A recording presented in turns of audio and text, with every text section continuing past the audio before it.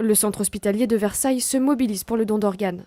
Un geste anonyme et gratuit, encore mal connu, et d'après les chiffres en France, il y aurait une véritable pénurie d'organes.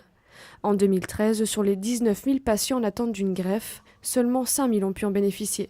De son vivant, après information et consentement libre, toute personne peut donner son rein, ou dans des cas très rares, un fragment de son foie à l'un de ses proches.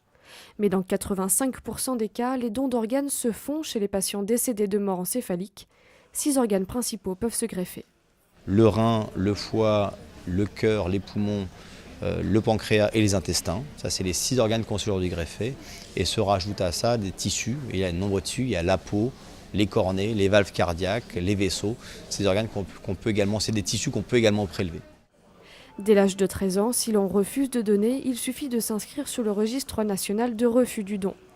Sinon, d'après la loi française, toute personne décédée non inscrite sur ce registre est considérée comme donneur potentiel. Mais en plus de la carte du donneur, à valeur plutôt symbolique, il ne faut pas hésiter à faire connaître son avis à ses proches. Le dire de son vivant, c'est que votre positionnement soit respecté post-mortem, quel que soit votre positionnement, et que vos proches n'aient pas à choisir pour vous.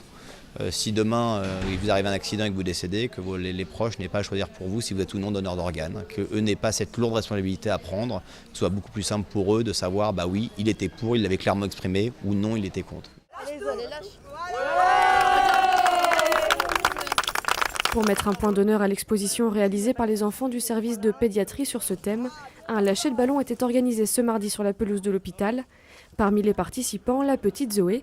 C'est elle qui a réalisé le dessin de cette affiche symbolisant le don d'organes à sa manière. Donc on lui a expliqué ce que c'était le don, donc donner quelque chose. Et donc elle a choisi de donner son cœur à son amoureux.